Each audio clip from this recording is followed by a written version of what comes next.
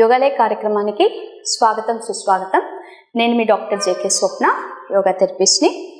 మనము యోగాలే కార్యక్రమంలో వివిధ రకాల ఆరోగ్య సమస్యలు, వాటికి యోగాలో చికిత్స పరంగా ఎటువంటి ప్రాక్టీసెస్ ఉన్నాయి, వాటి గురించి డిస్కస్ చేసుకుంటూ వస్తున్నాము. ఇందులో భాగంగా రకరకాల ఆరోగ్య సమస్యలు డిస్కస్ చేశాము. అలాగే యోగిక్ పర్స్పెక్టివ్లో చక్రాల్లో కానీ ఇంబ్యాలెన్స్ ఉంటే ఏం చేయొచ్చు అనేది డిస్కస్ చేశాము. పంచకోశాల విధంగా డిస్కస్ చేశాము. స్పైనల్ కేర్ గురించి డిస్కస్ చేశాము. ఈరోజు కల్చరల్ వైజ్ అంటే రకరకాల ఆసనాలు ఉంటాయి కదా, అందులో స్టాండింగ్ ఆసనాస్ గురించి డిస్కస్ చేస్తున్నాం. సో దీని మీద మొన్న మనము ఒక ఎపిసోడు స్పైనల్ కేర్ గురించి చేసినప్పుడు forward bending, backward bending, side bending, rotation, twisting, inverted చూసాం. ఈ బుక్ నేను మీకు చూపించలేదు నిన్న, ఈరోజు చూపిస్తున్నాను. Back care through yoga, back care through yoga. ఇది కైవల్యధామ పబ్లికేషన్ అండి. ఇది కానీ మీరు చదివితే జస్ట్ మీకు లైట్గా 2 చెప్తాను. 3 components of yogic approach to heal backache, good and bad posture, kyphosis lordosis posture, sway back posture, exercises and back pain, prolapse of intervertebral disc, rules to be observed during the performance. ఇలా చెప్పుకుంటూ వెళ్తే స్పైన్కి సంబంధించి, మీ వీపుకి సంబంధించి చూడండి ఏ posture correct, ఎలా పడుకోవాలి అన్న దాని గురించి డీటెయిల్గా. ఇక్కడ పరుపు తప్పుగా ఉంది, ఇతను పడుకునే పరుపు ఏదైతే ఉందో అది మ్యాట్రెస్ కరెక్ట్గా లేదు, కిందకి డౌన్ అయిపోయింది, దీనివల్ల కూడా బ్యాక్ పెయిన్ రావచ్చు. ఇక్కడ వీళ్ళు పడుకునే విధానాలు చూపండి. ఏది కరెక్ట్ అయితే టిక్ మార్క్ ఇచ్చారు, రాంగ్ అయినప్పుడు క్రాస్ మార్క్ ఇచ్చారు. ప్లస్ మీకు స్ట్రెస్ వల్ల బ్యాక్ పెయిన్ ఎందుకు వస్తుంది, మీ బ్యాక్ని చూపించారు. స్ట్రెస్ ఎలా మైండ్ దాకా ట్రావెల్ అవుతుంది బ్యాక్ వల్ల అంటే వీపు నొప్పికి మన బ్రెయిన్కి ఎలా కనెక్షన్ ఉంది, స్ట్రెస్ వల్ల బ్యాక్ పెయిన్ ఎలా వస్తుంది అనేది ఎక్స్ప్లెయిన్ చేశారు. శవాసనంలో మన వర్టిబ్రే అంటే వెన్నెముకకి వెన్నపూసలు ఉంటాయి కదా, శవాసనంలో ఇవి ఎలా ఉంటాయి, శవాసనం ఎలా వేస్తే ఏ బెనిఫిట్ వస్తుంది. కొంతమంది చక్కగా ఆకాశం చూస్తూ పడుకోలేరండి. ఫర్ ఎగ్జాంపుల్ ప్రెగ్నెంట్ లేడీస్ ఎప్పుడు ఒక పక్కకి ఒరిగి పడుకోవాలి. అలాంటప్పుడు ఏ చేంజెస్ వస్తాయి శవాసనం వేస్తే. ఇక్కడ పవనముక్తాసనం యూజువలీ మనము కింద పడుకొని చేస్తాం. పవనముక్తాసనము ఇలా కూడా చేయొచ్చు, కూర్చొని కాళ్ళు దగ్గరికి పెట్టుకుంటే అది కూడా పవనముక్తాసనం. ఒక కాళ్ళు లిఫ్ట్ చేస్తే ఏంటి డిఫరెన్స్, దీనికి డిఫరెన్స్ ఏమొస్తుంది. సో నేను ఏది డిస్కస్ చేసినా కూడా ఎవ్రీథింగ్ ఈజ్ సైంటిఫిక్ అని ఎందుకు అంటున్నాను అనంటే, పాత రోజుల్లో మనకి వెస్ట్రన్ ఎడ్యుకేషన్ లేదు, అంతా కూడా యోగులు వాళ్ళు కనిపెట్టిందంటారా, లేకపోతే వాళ్ళకి మైండ్లో పాత రోజుల్లో ఉండేది వేరేదండి. అంటే ఒక ఋషి దగ్గర శిష్యులు కానీ దగ్గరుండి సేవ చేస్తూ నేర్చుకుంటే ఆటోమేటిక్గా వాళ్ళ గురువు గారి బ్రెయిన్లో ఉండే నాలెడ్జ్ మొత్తం కూడా శిష్యుల్లోకి వచ్చేస్తుంటుంది. అలా నాలెడ్జ్ ట్రాన్స్ఫర్ అయ్యేది. సో ట్రాన్స్ఫర్ మీడియం ఏదున్నా కూడా ఒకరు నేర్చుకుంటున్నారు, గురువు దగ్గర ఒకటి ఉంది, ఒక విద్య ఉంది అంటే దాన్ని ప్రూవ్ చేయాల్సిన విషయం లేదు, అవసరం లేదు. కానీ ఈ రోజుల్లో యోగిక్ ప్రాక్టీసెస్ చేసినా, ఇండియన్ మెథడాలజీలో ఏ ప్రాక్టీస్ చేసినా వెస్ట్రన్ వాళ్ళు ఇదేంటి, దీనికి ప్రూఫ్ ఏంటి అని అడుగుతున్నారు. ఆ ప్రూఫ్ కోసమని మనం చాలా వరకు యోగా ప్రోటోకాల్స్ అన్నీ కూడా రీసెర్చ్ చేసి దీనివల్ల ఇది నిజంగా తగ్గింది అని ప్రూఫ్ చేస్తున్నాం. అలా ఈ పుస్తకాలన్నీ వచ్చాయండి. నేను కైవల్యధామ యోగా ఇన్స్టిట్యూట్లో 3 times continuous medical education for yoga teachers ప్రోగ్రామ్ని అటెండ్ అయ్యాను. Continuous medical education for yoga therapist ప్రోగ్రామ్కి అటెండ్ అయ్యాను. అందుకే నేను యోగా థెరపిస్ట్గా చెప్పుకోగలుగుతున్నాను. చాలామంది ఓన్లీ యోగా టీచర్స్గానే ఉంటారు, వాళ్ళకి అనటామికల్ స్ట్రక్చర్స్ తెలియవు, ఇది గుర్తుపెట్టుకోవాలి.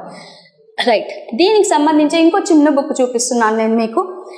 ఇవి డెఫినెట్గా ఇది ఎందుకు చూపిస్తున్నానంటే అండి, ప్రజల అవగాహన కోసము, యోగా టీచర్స్ తెలుసుకోవాలని చెప్తున్నాను. చూడండి, notes on structures and functions of human body. మనిషి మానవ శరీరంలో ఏ స్ట్రక్చర్స్ ఉంటాయి అంటే, స్ట్రక్చర్ అంటే డైజెస్టివ్ సిస్టమ్ అనండి, ఇంకోటి అనండి, వాటి వల్ల కలిగే ఫంక్షన్స్ ఏంటి, అవి ఏం చేస్తాయి, and the effects of yogic practices అన్ని యోగాకు సంబంధించిందే. Western medicine plus yoga. Just మీకు ఒక చిన్న ఎగ్జాంపుల్ చూపిస్తాను. అప్పర్ రెస్పిరేటరీ ట్రాక్ట్ అంటే ఇక్కడ నుంచి ఇక్కడ దాకా మన రెస్పిరేటరీ సిస్టమ్ ఇక్కడ ఉంటే ఇక్కడ నుంచి పై దాకా అది మన ఈఎన్టీ అంటారు, ఇయర్, నోజు, టంగ్, వాటికి ఎలా connected. Upper respiratory tract, pharynx ఏంటి, లారింగ్స్ ఏంటి, దాని తర్వాత గ్యాస్ ఎక్స్చేంజెస్ లోపల O2 అండ్ CO2 ఎలా ఎక్స్చేంజ్ అవుతాయి, ట్రాకియా, బ్రాంచెస్ అండ్ లంగ్స్, దీని మీద ఎఫెక్ట్, బ్రీతింగ్ వల్ల వచ్చే లాభం ఏంటి, బ్రీతింగ్ ఇన్ ఏంటి, బ్రీతింగ్ అవుట్ ఏంటి, దీనివల్ల రెస్పిరేటరీ సిస్టంలో వచ్చే అడ్వాంటేజ్ ఏంటి, కార్డియోవాస్కులర్ సిస్టమ్ మొత్తం దీనివల్ల వచ్చే ఎఫెక్ట్ ఏంటి, ప్రతి ఒక్కటి యోగిక్ పరంగా యోగా ప్రాక్టీసెస్ చేస్తే అవి ఎలా తగ్గుతాయి, దానివల్ల వచ్చే పరిణామాలు ఏంటి. యోగా ప్రాక్టీసెస్ చేసినప్పుడు మనకి మంచి జరగాలి, చెడు జరగకూడదు. ఎలా చేయగలుగుతాము, మనకి తెలియాలి కదా, ఇది రాంగ్ చేస్తే, ఇది తప్పుగా చేస్తే నాకు ఈ ప్రాబ్లం వస్తుంది అని తెలిసినప్పుడే నువ్వు కరెక్ట్ చేసుకోగలుగుతావు. నిన్ను కరెక్ట్ చేసేవాడే లేదనుకోండి, మీరు ఎప్పుడు తప్పుగానే చేసుకుంటూ వెళ్తారు, మీకు ఆ ప్రాబ్లం ఎప్పుడు కూడా క్లారిఫై అయ్యేది. సో ఇలాంటివి తెలుసుకోవాలి. ఇలాంటి కొన్ని బుక్స్ ఇంకా మళ్ళీ మనం రేపు డిస్కస్ చేద్దాము. సో దీనికి సంబంధించి యోగా త్రూ డాక్టర్ సాయి, నేను నిన్న మీకు ఈ బుక్ చూపించాను. So yoga through doctor Sai, ఇది కూడా వెళ్తే మీకు చాలా ఉన్నాయండి, ఒక్కటి కాదు. చూడండి, మొన్న మీకు షట్చక్రాలు చెప్పాను, మీకు గుర్తుందో లేదో. సో షట్చక్రాల ఎపిసోడ్స్ చూడండి. షట్చక్రాల్లో కార్డియాక్ ప్లెక్సస్, కార్డియాక్ అంటే హార్ట్, అనాహత చక్రానికి సంబంధించిన బొమ్మ. హౌ క్యాన్ ఏ డాక్టర్, ఈయన ఒక డాక్టర్ గారు యోగాకు సంబంధించి ఎలా రాస్తారో గమనించండి. So that is how it is inter related. Yoga therapy is not a joke, ఇది ఒక జోక్ కాదు. ఈ సతీష్ పాఠక్ గారితో నేను ఇప్పటికీ 3 or 4 times కలిశాను. మాకు వర్క్షాప్స్ ఉండేటప్పుడు డాక్టర్ గారిని అదే పనిగా పిలిపించేవాళ్ళు. ఈ డాక్టర్ గారు వచ్చి హీఈస్ మరాఠీ స్పీకింగ్, బట్ ఈయన కైవల్యధామాకి ఒక గెస్ట్ లెక్చర్గా వచ్చేవాళ్ళు. చాలా రీసెర్చ్ చేశారు, మీరు నెట్లో కొట్టి చూడండి. డాక్టర్ సతీష్ పాఠక్ సార్ గారు ఒక చిన్న ప్రాబ్లం వచ్చినా ఆ ప్రాబ్లము ఎక్కడి నుంచి వచ్చింది యోగిక్ పర్స్పెక్టివ్లో చెప్తారు ఫస్ట్, ఆ తర్వాత మెడికల్గా ఏం చేయాలో చెప్తారు. He is up to the point. ఇది తగ్గుతుందా, ఎలా తగ్గుతుంది, ఇది తగ్గదా, ఏం చేయాలి అనేది కూడా చెప్తారు. ఇప్పుడు క్యాన్సరస్ లాంటివి ఉన్నాయి, స్ట్రైట్ అవే చెప్తారు, మరి నీకు ఈ క్యాన్సర్ ఉంది, లేదా బాబు నీకు ఇది ఉంది, ముందర మీరు క్యాన్సర్ ట్రీట్మెంట్ తీసుకోండి. క్యాన్సర్ ట్రీట్మెంట్ తీసుకున్న తర్వాత మీ బాడీ అంతా చాలా డల్, ఇమ్యూన్ సిస్టమ్ లో అయిపోయి ఉంటుంది. ఆ తర్వాత యాంగ్జైటీ, డిప్రెషన్, ఏంటి నాకు ఎందుకు వచ్చింది అని మనిషి ఒక స్టేజ్లో వెళ్ళిపోతాడు. అందులో నుంచి బయటకు రావడానికి మీకు క్యాన్సర్ ట్రీట్మెంట్ తీసుకున్న 4వ రోజు 5వ రోజు నుంచి సార్ బ్రీతింగ్ చేయిస్తారు. ఎందుకంటే ఆ బ్రీతింగ్కి మీ మనసుని డిప్రెషన్లోకి వెళ్లకుండా మంచిగా మూడ్ని తీసుకురాగలుగుతుంది, తొందరగా యాక్టివ్ చేస్తుంది. అంటే బాడీ డల్గా ఉంది కదా, త్వరగా యాక్టివ్ అవ్వడానికి మీరు తీసుకున్న మందుల వల్ల ఒకలాంటి ఏమంటారు, బెడ్ మీదే ఉంటే మీ మనసు అంతా బాగోదు. ఆ మనసుని బాగు చేయడానికి యోగిక్ ప్రాక్టీసెస్ హెల్ప్ చేస్తాయి. వీళ్ళు అదే పనిగా కైవల్యధామలో ఒక క్యాన్సర్ సెంటరే ఉందండి, క్యాన్సర్ రిహాబిలిటేషన్ సెంటర్. USA నుండి డాక్టర్స్ వచ్చి అక్కడ రిహాబిలిటేషన్, క్యాన్సర్ మీద రీసెర్చ్ జరుగుతుంది విత్ యోగా ప్రాక్టీసెస్. ఇవి నేను నా కల్లారా నేను లోనావాలాకి వెళ్ళినప్పుడు చూశాను. సో ఎవరైనా ఇంట్రెస్ట్ ఉంటే you can always visit, but just మీకు చూపించాలనే కోరికతో ఇవి తీసుకొచ్చి చూపిస్తున్నాను. సో మనము ప్రీవియస్ ఎపిసోడ్లో స్టాండింగ్ ఆసనాస్ గురించి డిస్కస్ చేసుకుంటూ వస్తున్నాము. సో ఈరోజు వాటిని కంటిన్యూ చేద్దాము. సో నిన్న మనం డిస్కస్ చేసిన స్టాండింగ్ ఆసనాస్లో తాడాసన గురించి ఎక్స్ప్లెయిన్ చేసాం కదా. సో ఈ తాడాసనము లేదా స్టాండింగ్ ఆసనాస్ మొత్తం కూడా పార్కిన్సన్ డిజీజ్ తగ్గడానికి హెల్ప్ అవుతాయండి. ఆల్రెడీ మనం ఒక ఎపిసోడ్ చేసాము, but main benefits of standing asanas చెప్తున్నాను. పార్కిన్సన్ తగ్గుతుంది, COPD అంటారు, పల్మనరీ డిసీజ్. సో పల్మనరీ అంటే ఇది ఊపిరితిత్తులకి సంబంధించిన వ్యాధి. So chronic obstructive pulmonary disease, COPD తగ్గడానికి హెల్ప్ అవుతుంది. ఎపిలెప్సీ అని అంటే ఫిట్స్ వస్తుంటాయి కదా, వాళ్ళకి కూడా స్టాండింగ్ ఆసనాస్ హెల్ప్ అవుతాయి. స్టాండింగ్ ఆసనాస్ ఎవరు చేయకూడదు లో బీపీ ఉండేవాళ్ళు సపోర్ట్ తీసుకొని చేయాలి. లో బీపీ ఉండేవాళ్ళు కళ్ళు తిరుగుతూ ఉంటాయి, లో బీపీ అయ్యి కళ్ళు తిరుగుతుంటాయి, లేదంటే కొంతమందికి ఆల్వేస్ డిజీనెస్ అని ఉంటుంది, వర్టిగో ప్రాబ్లం ఉంటుంది. ఇలాంటి వాళ్ళు ఇవి చేసేటప్పుడు కంపల్సరీగా wall support or chair support తీసుకొని చేయాలి. ఇంకా ఓల్డర్ పీపుల్ అంటే కొద్దిగా వయసు ఎక్కువ ఉండేవాళ్ళు, వాళ్ళు కూడా సపోర్ట్తో చేస్తే బెటరు. ఎవరికైతే నెక్ ఇష్యూ ఉందనుకోండి ఇది, సో స్టాండింగ్ ఆసనాస్లో కొన్నిసార్లు మనం నెక్ పైకి లిఫ్ట్ చేయడము, సైడ్కి చూడడం, లైక్ పార్శ్వకోణాసన చేసేటప్పుడు ఇలా పైకి లిఫ్ట్ చేసి చూస్తాము, త్రికోణాసన చూసేటప్పుడు పై వైపు చూస్తాం. ఇలా పైకి లిఫ్ట్ అంటే నెక్ ఇష్యూ ఉంటే మీరు నెక్ని పైకి కిందకి లిఫ్ట్ చేయకూడదు, స్ట్రైట్గా పెట్టుకొని ఉండాలి. ఈ ఆసనం చెయ్యకూడదు అని అలా ఏం లేదు. స్టాండింగ్ ఆసనాస్ మనం చూసుకోవాలి మన బాడీ కండిషన్ బట్టి. ఫర్ ఎగ్జాంపుల్ ఇప్పుడు తాడాసనము సపోర్ట్ తీసుకొని చేయమని చెప్పాం. అదే త్రికోణాసనం చేసేటప్పుడు పెద్దవాళ్ళు ఉన్నారనుకోండి, వాళ్ళకి కుర్చీ పెట్టి చేయించామనుకోండి, ఫస్ట్ వాళ్ళలో ఉండే ఫియర్ పోగొట్టాలి. ఫియర్ పోగొడితే వాళ్ళు ఆటోమేటిక్గా దాని మీద ఒక కాన్ఫిడెన్స్ వస్తుంది. కాబట్టి నెక్స్ట్ టైము వితౌట్ చైర్ చేయాలని వాళ్ళు ట్రై చేస్తారు. So standing asanas main benefit balancing ఇస్తుంది, బాడీకి బ్యాలెన్స్ ఇస్తుంది. కాబట్టి మీకు పార్కిన్సన్ అనేది తగ్గుతుంది, ఎపిలెప్సీ లాంటివి తగ్గుతాయి. And at the same time lower body strength ఇస్తుంది కదా, ఆటోమేటిక్గా పోస్చర్ కరెక్షన్ కరెక్ట్ అయిపోతుంది, బ్యాక్ ప్రాబ్లమ్స్ మొత్తం కూడా తగ్గుతాయి. ఈరోజు మనము తాడాసనంని చిన్నపాటి వేరియేషన్తో ఎలా చేయొచ్చో చూద్దాము. సో ఫస్ట్ వన్, నిన్న మనము ఈ తాడాసనం చూసాము.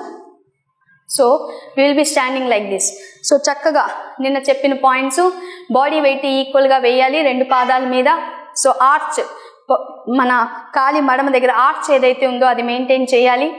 కాలి వేళ్ళను స్ప్రెడ్ చేయాలి, మడమల మధ్య లైట్గా కొద్దిగా స్పేస్ ఉంటుంది. హీల్స్ మీ ఫీట్ దగ్గర ఉండాలి, మోకాలు చిప్పలు కొద్దిగా పైకి లిఫ్ట్ చేసి ఉండాలి. మీ బటక్స్ని స్క్వీజ్ చేయాలి, థైస్కి లోపలికి రొటేట్ చేసి ఉండాలి, హ్యాండ్స్ చక్కగా ఉండాలి, చెస్ట్ లిఫ్ట్ చేయాలి. ఇది తాడాసనం. Utthita tadasana, inhale, raise your hands up. Utthita tadasana అంటే చేతులు పైకి లిఫ్ట్ చేస్తే ఉత్తిత తాడాసన. 3 పాయింట్స్ గుర్తుపెట్టుకోవాలి. ఫస్ట్ పాయింట్ అండి, మీరు ఎప్పుడు చేతులు పైకి లేపినా చెవి యొక్క వెనక భాగం, ఇది ఎడ్జ్ ఆఫ్ ది ఇయర్, చెవి యొక్క వెనక భాగానికి మీ హ్యాండ్స్ టచ్ అవుతుండాలి, ఆర్మ్స్. ఓకే, మీరు ఇప్పుడు నాకు సైడ్ పోస్చర్లో చూస్తుంటారు వీడియోలో. సో సైడ్ పోస్చర్లో ఎక్కడా కూడా మీ పెల్విక్ రీజన్ ముందుకు రాకూడదు, లోపలికి ఉన్నాయి. చేతులు ముందుకు వెళ్ళకూడదు, వెనక్కి వెళ్ళకూడదు. కరెక్ట్ నా హెడ్కి అటు ఇటు కనిపించాలి.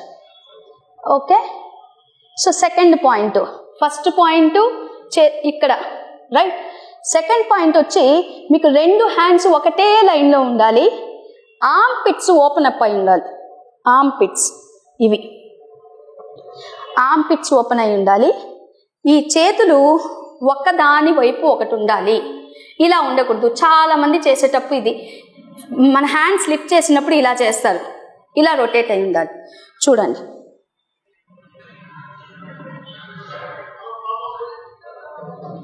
నా తల కరెక్ట్గా నా అప్పర్ ఆర్మ్స్ మధ్యలో ఉంటుంది. ఇది ఉత్తిత తాడాసనం. Inhale, exhale. ఆసనంలో వెళ్ళాక బ్రీతింగ్ ఎప్పుడు స్టాప్ చేయకూడదు. శ్వాస తీసుకుంటూ చేతులు పైకి లేపాను, శ్వాస వదులుతూ కిందకి తీసుకొచ్చాను. ఆ మధ్య కాలంలో కూడా బ్రీతింగ్ చేస్తూ ఉండాలి. దీన్నే ప్లాంక్తో ఎలా చేయొచ్చు చూడండి. ఇలాంటి ఒక ప్లాంక్ ఉంటుంది.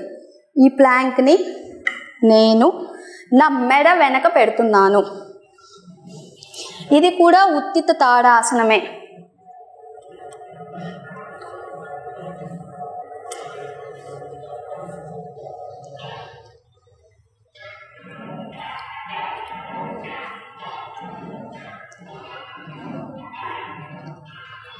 నా బాడీ స్ట్రక్చరు మీరు సైడ్ పోస్చర్లో చూస్తే అన్నీ ఒకదాని మీద ఒకటి పేర్చినట్టుగా కనిపించాలి. ఇది ఎవరికైతే పోస్చరల్ ప్రాబ్లం ఉందో, షోల్డర్స్ పైకి లిఫ్ట్ చేయలేకపోతున్నారో, ఆర్మ్ పిట్స్ ప్రాబ్లం ఎవరికైతే ఉందో వాళ్ళు ఈ విధంగా చేయొచ్చు. Again inhale, exhale. మూడో పద్ధతి చూద్దాం. నేను మీకు ఉత్తిత తాడాసన ఇలా చూపించాను. ఫస్ట్ పద్ధతి వితౌట్ ఎనీ సపోర్ట్ కదా, వితౌట్ ఎనీ సపోర్ట్ ఇది చూపించాను. చాలామంది ఈ ఆర్మ్స్ ఏవైతే ఉన్నాయో ముందుకు వచ్చేస్తుంటాయి. ఫస్ట్ పాయింట్ నేను చెప్పింది ఆర్మ్స్ కరెక్షన్ చేసుకోవాలి కదా, ఆర్మ్స్ కరెక్షన్ చేయాలంటే ఇది యూజ్ చేస్తాం. సో ఇది వెనక్కి పెట్టామనుకోండి, మీకు చేతులు ముందుకు కనిపిస్తాయి. ఇది వెనక్కుంటే మీకు చేతులు ముందుకు వస్తాయి. నేను ఇలా తిప్పలేను, it should be like this. Okay, ఇప్పుడు మనము ఒక బ్లాక్తో చూద్దాం. ఇది మీ హ్యాండ్స్ని చక్కగా లోపల వైపు తిప్పుతుంది. ఎలా చూద్దాం చూడండి. ఒక బ్లాక్ తీసుకోండి, ఇటుక తీసుకున్నా ఓకే, జాగ్రత్త వహించండి, మీ నెత్తి మీదో కాళ్ళ మీద వేసుకోకూడదు. సో ఇలాంటి బ్లాక్ తీసుకున్నాను. సో నెమ్మదిగా సైడ్ పోస్చరు,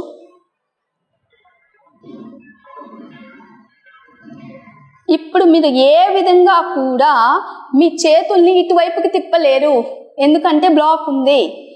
మీ హ్యాండ్స్ ఆర్మ్పిట్స్ ఓపెన్ అయిపోయినాయి, మీ ఎల్బోస్ స్ట్రైట్గా ఉన్నాయి, చెస్ట్ ఎలాంగేట్ అయ్యింది, వెనక స్పైన్ ఎలాంగేట్ అయ్యింది, హిప్ బోన్స్ సక్ చేశారు అంటే టక్ చేసి ఉన్నారు, నీ క్యాప్స్ టక్, ఫింగర్స్ స్ప్రెడ్ అయి ఉన్నాయి.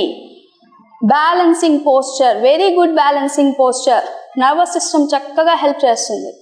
So again inhale, exhale. ఇవి 3 పద్ధతులు చూపించాను. ఒకటి నార్మల్ది, ఒకటి ఇది. ఇంకా చేయాలి అని అనుకుంటే ఇది కూడా స్టాండింగ్ ఆసనానే. సో నౌ ఇది ఎవరికి ఉపయోగపడుతుంది? ఇవన్నీ కూడా మీకు ఇందాక నేను చెప్పినట్టు పార్కిన్సన్కి, ఎపిలెప్సీకి, అలాగే బ్యాలెన్సింగ్ పోస్టర్స్కి, లెగ్ స్ట్రెంత్కి హెల్ప్ అవుతుంది కదా.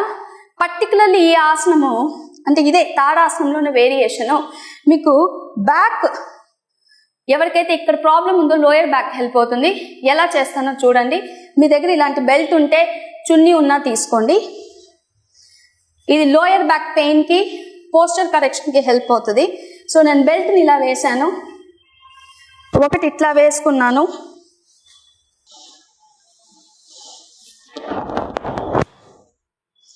సో అటువైపుది ఇటువైపు తట్టి నేను పట్టుకున్నాను. ఇది కూడా తాడాసనమే. ఇక్కడ మీ స్పైన్ ఏదైతే ఉందో, మీ షోల్డర్ బ్లేడ్స్ ఏదైతే ఉన్నాయో, షోల్డర్ ఫ్రేమ్ ఏదైతే ఉందో అది ముందుకు వంచే ఛాన్సే లేదు. చూడండి, సైడ్ పోస్చర్. మీ చెస్ట్ హ్యాపీగా ఎలివేట్ అయి ఉంటుంది. మీ సైడ్స్ ఆఫ్ ది ట్రంక్ అంటే మొండెం యొక్క సైడ్స్ బాగా స్ట్రైట్గా లేసి ఉంటాయి, అంటే స్ట్రెచ్ అయి ఉంటాయి. మీ వీపు బాగా వెనక్కి లాగుంటాం మనం. సో ఎవరికైతే బ్యాక్ ఇష్యూ, షోల్డర్ ఇష్యూస్ ఉన్నాయో, నెక్ ఇష్యూస్ ఉన్నాయో ఇది చక్కగా హెల్ప్ అవుతుంది. ఇది నేను ఇప్పుడు మీకు షార్టర్ బెల్ట్తో వేశాను. పెద్ద బెల్ట్ ఉందనుకోండి, మీరు ఇక్కడ ముడి కట్టేసి మీ ఇంట్లో పనులు చేసుకోవచ్చు. మీరు ఇలా ముడి కట్టేసుకొని పైటైనా చున్నీ ఉంటే చున్నీ తీసుకోండి, రోప్ లాంటిది ఉన్నా కూడా తీసుకోండి, కానీ సాఫ్ట్గా ఉండాలి. మీ బాడీకి ఇబ్బంది అంటే గుచ్చుకున్నట్టుగా ఉండకూడదు. చూడండి, నిలబడిపోయింది. See, I haven't done anything, my spine is straight. నేను అదే పనిగా కష్టపడుతూ ఏం చేయట్లేదు. బెల్ట్ వేసుకున్నానా, నీ పని నువ్వు చేసుకుంటూ ఉండు. వీపు ఎప్పుడు నిటారుగా ఉంటుంది. మీరు థౌజండ్స్ పెట్టి బెల్ట్ ఏమి కొనుక్కోకర్లేదు. ఓకే, సో ఇది బెల్ట్ వేసుకునే ఇది కూడా తాడాసనమే, but with the help of belt use చేస్తున్నాం. ఇప్పుడు మీరు ఈ బెల్ట్ కానీ పోస్చర్ కలెక్షన్కి యూజ్ చేస్తున్నారు అనుకోండి, మీ కండిషన్ బట్టి, మీకు ఆల్రెడీ డ్రూప్డ్ షోల్డర్స్ ఉన్నాయి, డాక్టర్ పదే పదే చెప్తున్నారు చెస్ట్ పైకి లిఫ్ట్ చేయండి, చెస్ట్ పైకి లిఫ్ట్ చేయండి, బాగా రిజిడ్ అయిపోయింది, యాంకిలోజింగ్ స్పాండిలిటిస్ ఉంది, ఇక్కడ బాగా మీకు ఏవైతే డిస్క్స్ ఉన్నాయో అవి ఫ్యూజన్ అయిపోయి యాంకిలోజింగ్ వచ్చినా, ఇలా బాగా ముందుకి పోస్టర్ వచ్చేసినా, ఒకవైపు ఇలా నడుస్తుంటారు కొంతమంది, ఒక షోల్డర్ డౌన్ ఒక షోల్డర్ అప్, ఇలా ఉన్నా మీరు ఇది ఒక 1 అవర్ వేసుకోండి, ఒక 10 మినిట్స్ తీసి పెట్టేసేయండి, మళ్ళీ ఒక 1 అవర్ వేసుకోండి, మళ్ళీ తీసేసేయండి. సివియర్గా ఉంటే ఇది చేయండి, అంటే గంటకి మధ్యలో 10 మినిట్స్ బ్రేక్ ఇచ్చుకుంటూ వేసుకోండి. నైట్ పడుకునేటప్పుడు వేసుకోక్కర్లేదు, తీసి పక్కన పెట్టేసేయండి. డైలీ అంటే మీరు డే స్టార్ట్ చేసేటప్పుడు వేసుకుంటారు, నైట్ అయ్యేటప్పుడు తీసేస్తారు, మధ్యలో బ్రేక్ భోజనం చేసేటప్పుడు తీసేసేయండి. ఇది మీకు సివియర్గా లేదు, పోస్చర్ కొద్దిపాటి చేంజెస్ కావాలి అన్నప్పుడు పొద్దున ఒక 1/2 అవర్, ఈవినింగ్ ఒక 1/2 అవర్ వేయండి. లేదు ఫర్ ప్రొటెక్షన్, నా స్పైన్ ఇంకా చక్కగా ఉంచుకోవాలి, స్పైనల్ హెల్త్ కోసం అన్నారు అనుకోండి, యోగా ప్రాక్టీస్ చేసేటప్పుడు వేసుకోండి. ఒక 3 టైమ్స్ చేయండి, తాడాసనం బెల్ట్ వేసుకొని 5 మినిట్స్ లేదా 2 మినిట్స్ వేసేసుకోండి, సరిపోతుంది. సో ఈరోజుటి కార్యక్రమంలో మనము తాడాసనం చూసామండి, ఫౌండేషన్ పోజు. అసలు ఈ తాడాసనాన్ని ఎన్ని వెరైటీగా చేయొచ్చో అన్ని వెరైటీలు చేసుకోవచ్చు. నేను ఊరికే చాలా సింపుల్గా 3 మెథడ్స్ చూపించానండి. కొల్లలండి, ఒక్కొక్క స్కూలు ఒక్కొక్క విధంగా నేర్పిస్తుంది. నేను వీలైనంత వరకు చాలా సింపుల్గా చేసేవి, సింపుల్గా చేసినా మీకు అడ్వాంటేజ్ రావాలి, బెనిఫిట్. ఎందుకు చేస్తున్నాం యోగా ప్రాక్టీసెస్? మనం చికిత్స పరంగా చేస్తున్నాం, ఏదో ఒకటి తగ్గించాలనే కదా. సో వీలైనంత వరకు ఏ ప్రాక్టీస్ చేయడం వల్ల కొద్దో గొప్ప మీకు లాభం వస్తుందో అవే చెప్తున్నాను. ఇంకా చాలా ఉంటాయి, ఇవి రెగ్యులర్గా కూడా మీరు తాడాసనం ఇలా ప్రాక్టీస్ చేయండి. స్టాండింగ్ ఆసనాస్లో ఇది కంపల్సరీ భాగం చేసుకోండి. ఎప్పుడు ఎక్కడ వెళ్ళినా స్టాండింగ్ ఆసనాస్ చేయమంటే ఫస్ట్ దీంతో ప్రాక్టీస్ మొదలు పెట్టండి.